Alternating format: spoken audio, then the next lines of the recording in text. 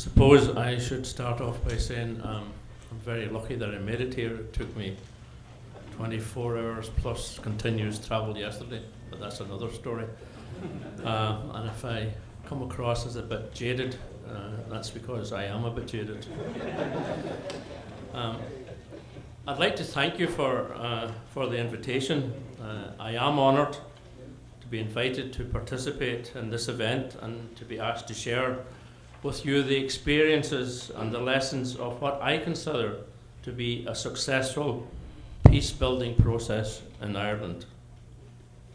Some of you may be familiar with the story of Ireland. Presumably, all of you will have some sense of the history of conflict. The conflict there that went on for so long, and maybe even possibly some of you have an understanding of the causes of that conflict. In any dispute, political or other, it is unlikely that there will be a common acceptance among opponents of the causes of that dispute. If there was, I presume conflict or dispute reconciliation would be a fairly straightforward business. There'd be no need, for example, to have this conference. It would be so easy to do. But it's not that simple.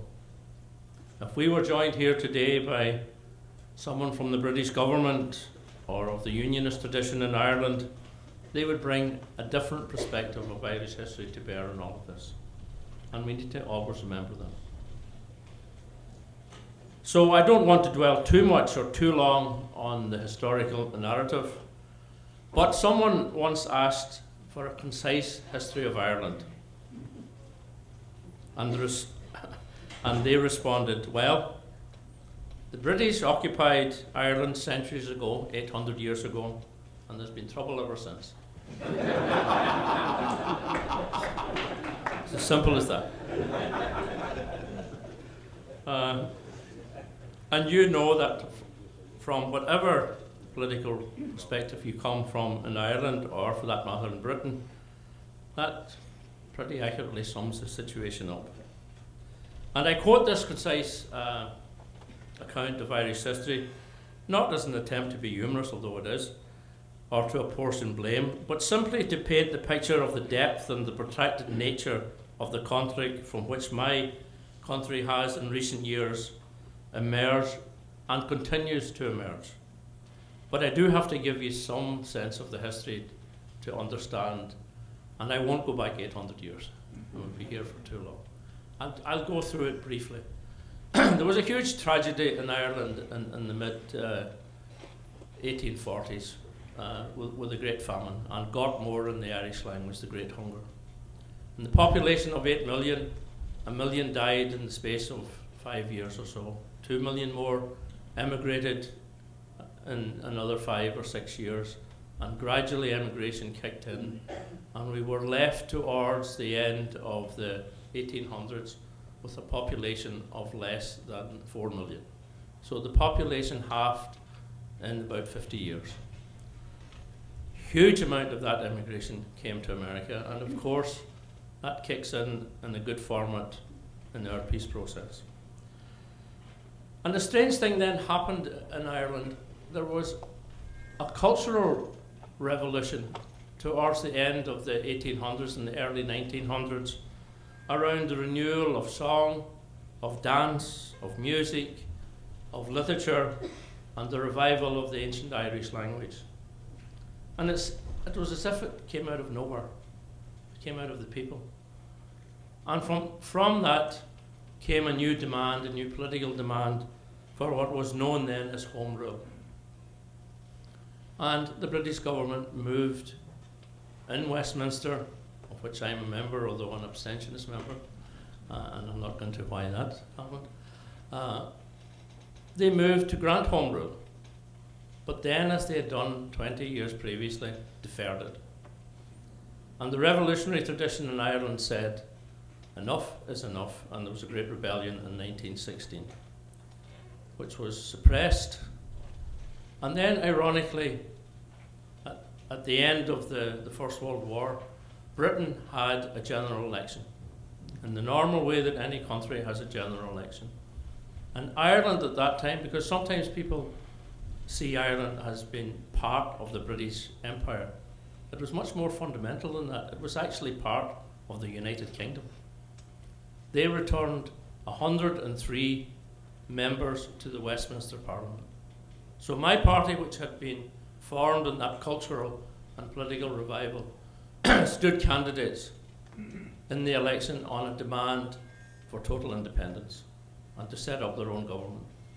And out of the 103 available seats, Sinn Féin won 75 and moved to establish their own parliament, and the British moved to send in the military. The IRA emerged from that, and a conflict lasted up until 1922, where there was treaty negotiations, ceasefire treaty negotiations, and out of that came two huge tragedies in Irish history. One was the partition of Ireland, which gave the southern, although it's a bit of a misnomer because I actually live in Donegal, which is the most northerly and westerly county in Ireland, but it's supposed to be part of the south. But the 26 counties got a measure of independence that gradually developed to total independence. And the northeastern 6 counties remained under British control. The other great tragedy was the Civil War in Ireland, where the people who had struggled to achieve independence divided over the merits of the treaty.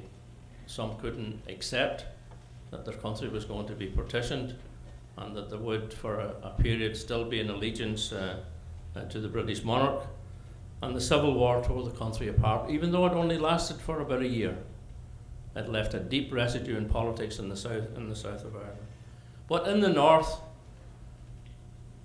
you had a statelet that was dominated by one tradition that was of a British mindset, of a British culture, and of a different religion, which was Protestant, to the Irish mindset, the Irish culture, and a religion that was Catholic. And there was huge repression in the north from 1922 up until the outbreak of the Civil Rights Movement in '69. And you know, when you think back on the Civil Rights Movement, had a very simple slogan, maybe slightly sexist in today's terms, because it was one man, one vote. And that was and they were inspired by what was happening here in America and indeed in France. And in fairness to the British government, the current British government, David Cameron made a huge apology for this just a short time back. At a civil rights movement in Derry in the early 70s, 14 people were shot dead by the British Army, and everything changed. It just went into total, outright conflict, where politics was almost seen as a dirty word or an equal betrayal. And in that atmosphere, even though I was an Irish Republican, understood all the logic of that, we were trying to promote politics with our own colleagues and comrades. Now, none of this is really a matter of dispute among the different political allegiances in Ireland. You know, the reality of the past conflict has been visited on and experienced by all sections of society in Britain and in Ireland. I mean, there is no disputing that we had a conflict and the British were involved and the Irish insurgents were involved, and that has gone on for centuries. And I still remain an Irish Republican, and I come from that tradition that wants to bring about an end to British rule and to have the reunification of my country and to have total independence. And down through the centuries, the expression of all of that was sometimes by military and armed conflict, sometimes by insurgency, by war, other times by politics, and occasionally by a combination of politics and insurgency almost running parallel. That only ever happened in Ireland on 2 occasions. Charles Stewart Parnell in the late 1800s developed a great political strategy, but he ran alongside, and some people said too close to, what was known in Ireland as the Fenian movement. And the Fenians had huge support from Irish Americans that had come out of the famine. So Irish Americans have always played a huge part in the situation in Ireland. And the second phase of politics and armed conflict happened around 1975, maybe 1980, where Sinn Féin, which having gone from the party of government and that was suppressed, had gone down to being almost non-existent. It started to re-emerge again. I became vice president of the party in '88, and I remember we launched two documents. I was actually the speaker, although it was a party initiative. One was called Scenario for Peace, and the other one was called Towards a Lasting Peace. And even though they were public documents, nobody seemed to notice. And one of our colleagues said, well, maybe that's because they can't hear because of the noise of gunfire and bomb explosions, that they can't hear what's been said. But there was politics and there was armed conflict running side by side. And it took some time to develop the politics of all of this. And then something happened in the late 1980s. And I often think back, there were small phases in the development of the peace process. From '88 to '92, dialogue started to happen between ourselves and the British government. Totally deniable. Wasn't happening. Couldn't happen. Would be just, but it was happening.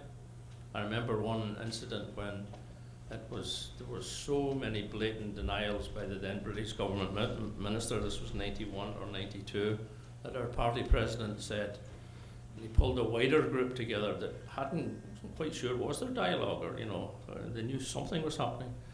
And when he said, and there were some members of the publicity department, and they said, we have the proof, we have the documents, and he looked at me, and the publicity people said, you have the documents?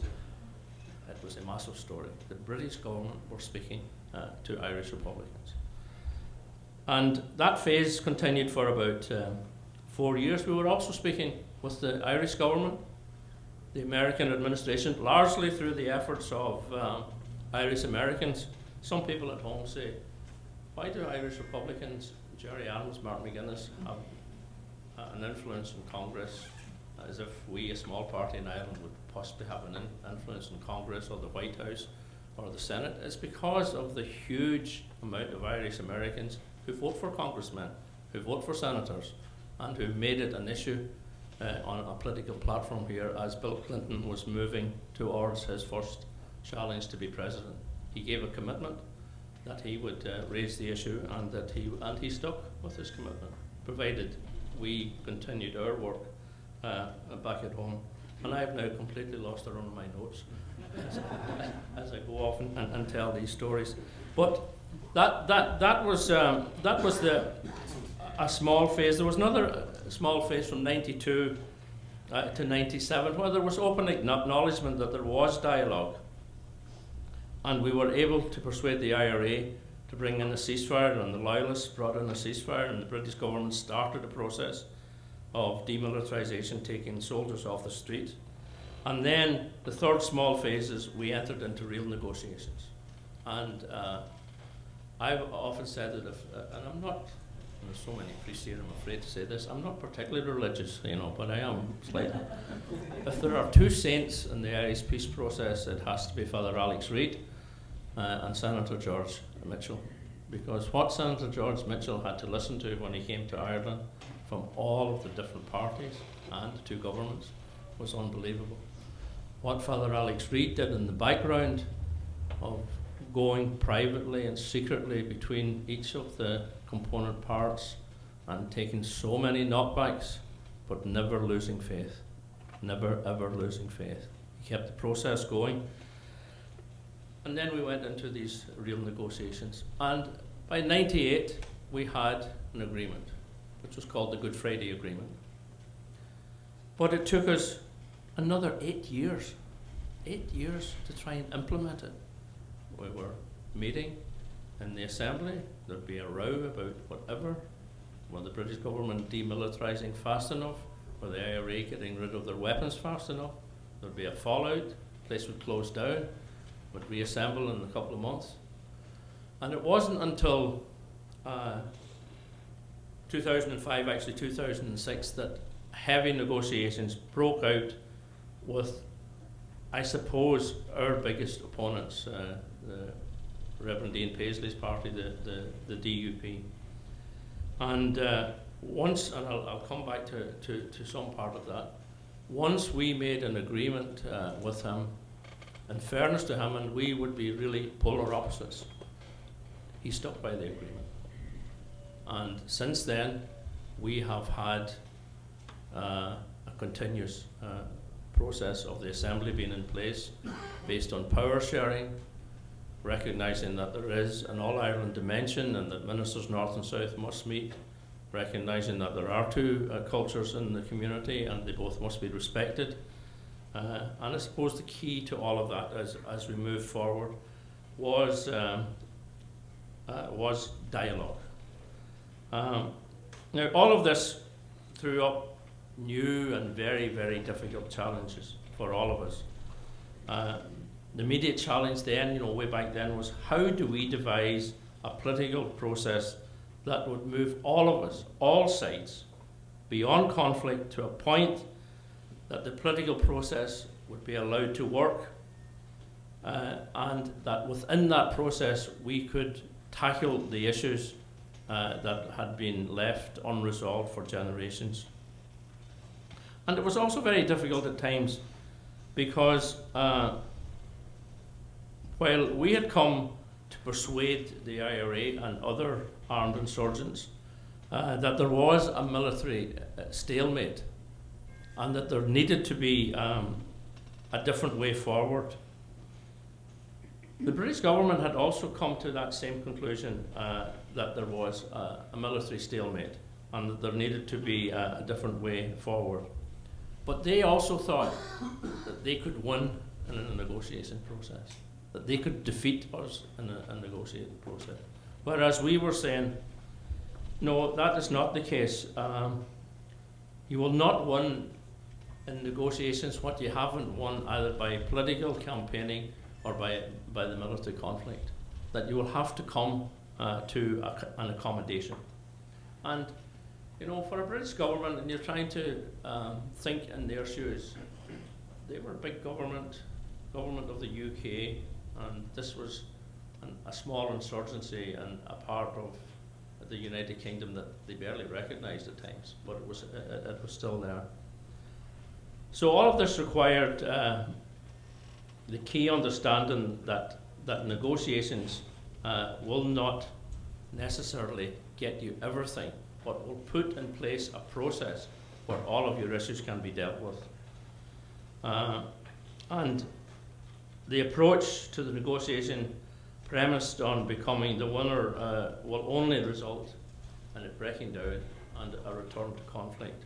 Now, we understood this from the start, but the British didn't. It took them quite a while to come to understand that. And I suppose we understood this, and I'll touch on this again, is because as we were trying to develop our peace process, we recognized other people were ahead of us. For example, the African National Congress. We used to just think they were so wonderful, how they negotiated. And we sent delegations out to ask, we even, and this is at a smaller level, we said, look at the trade union movement, they're very good at negotiation, so we knew some of them, so we actually did classes with them about how you structure negotiations, how you put your position forward, how you understand the oppositions. And I can only share with you my views and my analysis, and to try and be helpful as you're trying to move in that general direction. But some of the critical components of a successful conflict resolution process, in my experience, is the absolute need for inclusive dialogue involving all of the parties and all of the actors. A very good faith engagement on all sides, not going in there to deliberately thwart or get somebody thrown out of the negotiations because they have a different view. Good faith. The creation of peaceful conditions to allow that to happen. Us, as Irish Republicans going to the armed insurgents of the IRA and the armed insurgents of smaller groups, if you like, on the broad Republican side, eventually talking to the loyalists to do the same on their side, to create a peaceful atmosphere which would allow negotiations to start. That all issues would be on the agenda, and let all sides put whatever issues they may wish on the table. Don't be saying, no, that's not allowed on. Allow them to put it on the table. The root causes which lie at the heart of the conflict must be addressed. They may not be resolved, but some means has to be brought to bear on that they are recognised and that we're at least attempting to resolve them. There should be no rewriting of history. And of course, you need at some stage to put in a time frame dynamic, otherwise talks can go on forever and ever and ever and ever. George Mitchell set Good Friday as the final deadline. Now, we went through the deadline, but in the early hours of Holy Saturday, we had a breakthrough. So while he was strong in setting a deadline, he wasn't, prescriptive about if he went past it by a few hours. And when all of those things were in place, then the negotiations started to happen quite seriously. An important lesson from the process in Ireland has been the setting of preconditions or seeking vetoes. And we concluded that only obstructs, that only delays, that only upsets the development of the process and kicks in more distrust. And that brings us back to the point of good faith negotiations. To be there genuinely with an attempt not to be thwarting it, but to advance it. Also, going into negotiations with predetermined outcomes is not the way to go. You cannot preclude certain outcomes. You have to recognise that the negotiations will create a dynamic of its own and could lead you to places that you weren't thinking of going. And you'll also find that in negotiations and in the dynamic of it all, that not everyone would have the same commitment to the process. Some may engage, as I said earlier, thinking they'll thwart others. Some participate. Some participants in the Irish peace process took part just simply to try and remove some other party. There were huge attempts to remove my party on a few occasions, and we kept saying, but this is going to lead nowhere. This will only lead to conflict being reactivated. And came then to the question of the international community. We realised that we were a small nation. Britain was a big nation. Where could we look to for help? And I often recall this story of two great successes and one absolute failure. We looked to the ANC, and they were absolutely fundamental and solid and brilliant in the help and the advice that they gave us in proceeding in the negotiation. We looked to Irish Americans, and they were very solid, very proactive, very hands-on in getting us contacts with various Irish Americans. And I suppose the biggest thing they done was to persuade Bill Clinton to put some part of that program into his election manifesto in his first run at the presidency in the early 90s. And then we looked to the European Union, and it was a total disaster, a total disaster. They did not want to know. They did not want to be involved with the sovereignty of other nations that then existed in Europe. And I've often thought since that while they have put in huge peace programs of money, we've gone through Peace 1, Peace 2, Peace 3, and now we're negotiating Peace 4, which is literally billions of money. They never once put in 1 ounce of political help, whereas Americans put in huge amount of political help. And that's a credit to your nation, and also a lesson of your own diaspora and how you involve them. So, 2 big successes and 1 failure. There will be setbacks. There'll be stalemates and there'll be advances, sometimes unexpectedly. But you must always remain focused to maintain the integrity of the process and ultimately trying to advance it. The process itself will eventually have its own particular dynamic. It will challenge all sides. It will make demands of all sides with respect to their own thinking and their own analysis. It will drag everyone to places that they may not even have countenance going. The very thought of my party being up at Stormont, which is the big building which was synonymous with misrule, with discrimination, with sectarianism, that we were actually up there. And the very thought that the unionist parties are sharing power with us, are having dialogue with their counterparts in the Irish government, was not in the thinking of any of us at the start of the process. But the dynamics brought us to there. And we shouldn't be afraid of any of this. The opening up of new thinking is part of peace building. And it's very, very different to the ordinary cut and thrust of normal politics. If I think that my opponent is genuinely trying to move the situation forward, but he has a big difficulty, do I, as in the normal cut and thrust of normal politics, take advantage of that? In a peace process you cannot. You must give him space, you must give him time to do all this. And the biggest lesson I ever remembered, as we thought we were just about on the cusp of the big breakthrough with Ian Paisley's Democratic Party, there also had been parallel negotiations with the international commission that was dealing with the question of weapons, and there had been an agreement that weapons would be put beyond use, and that process has started, but it was now moving into a much faster pace.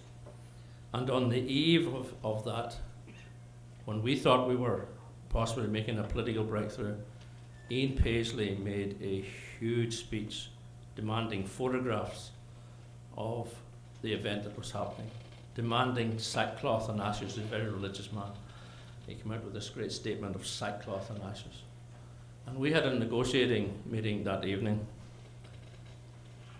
And I remember Jerry Adams saying, I believe Ian Paisley wants to make this work, against the backdrop of all he said, and there was just total silence in the room. And he says, if I can convince you before we leave here tonight that what I'm saying is true, then we must make space for Ian Paisley to work out whatever he's working out within his own party. And it proved to be right. Paisley had obviously had some blockage within his own grouping. He needed time, so he makes this big speech. Another example of that was once Tony Blair came into power. The first thing he done as he came to Belfast, made a huge pro-union speech and privately authorised dialogue with us. So these things happen in politics. There's the public stuff and there's the private stuff, and you need to be on top of all of it. Trust between parties may develop during or beyond the conflict resolution process. It certainly won't be there at the start, but it could and often does develop.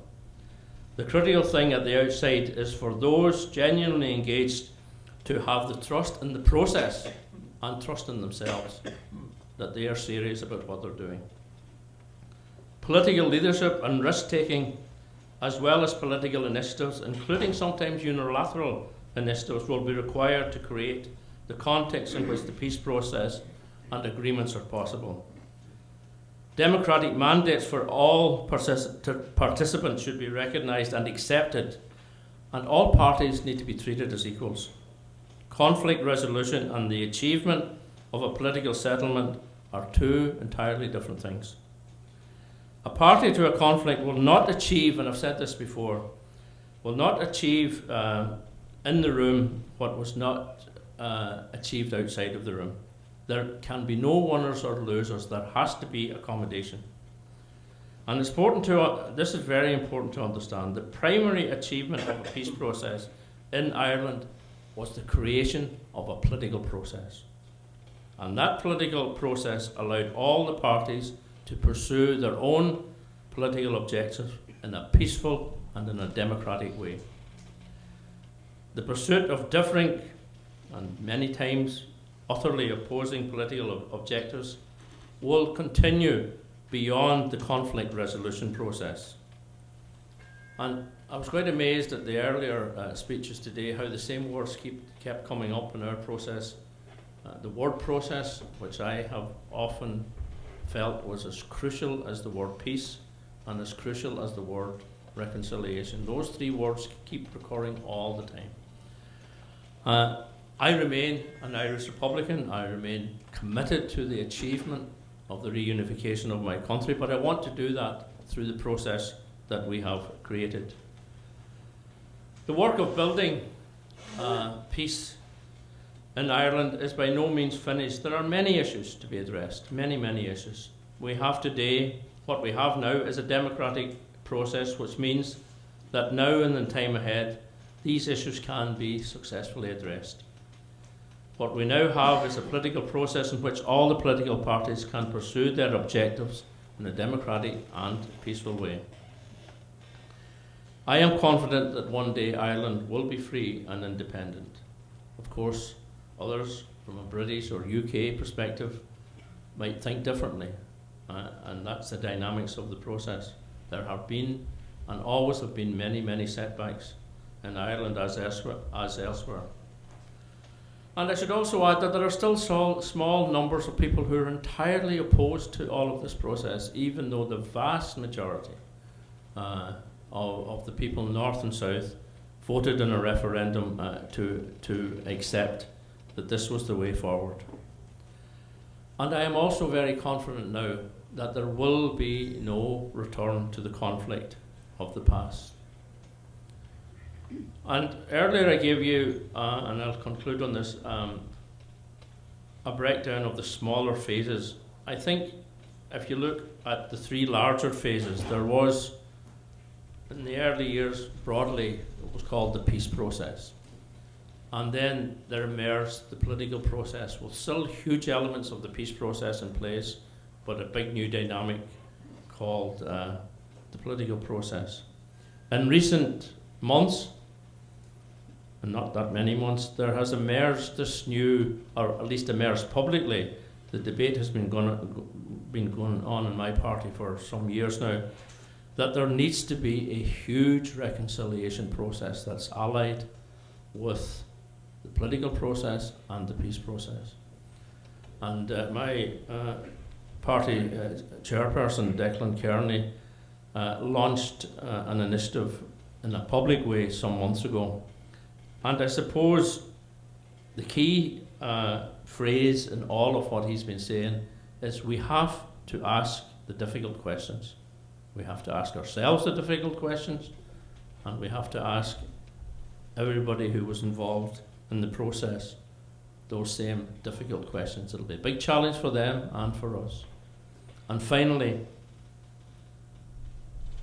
there have been many, many victims of the conflict on all sides, and their hurt is deep. It's sometimes irrational, but it's deep and it cannot be ignored or cannot be pushed to the side. There have been a number of attempts to deal with it. There's the recent appointment of a political commissioner in the north to deal with, known as the Victims Commissioner. But it is really, really deep, and without us finding a mechanism, because some people think that there was a very black and white view of the conflict. We were right and you were wrong. We were obeying the law and you were insurgents, even though the law was horrendous laws. You had no right to rebel. We were the state. All of these different things.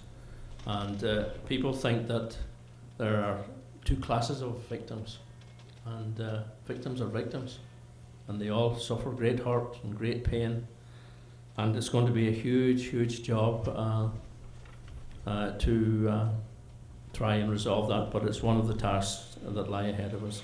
So I'm probably at my best in the question and answer session, you know, where you always think when you're up here, if you don't know the answers by now, you shouldn't be here. So we've been through a long, long process in Ireland, and as the afternoon develops and we get to ask each other questions, we'll elaborate on all of this. So thank you.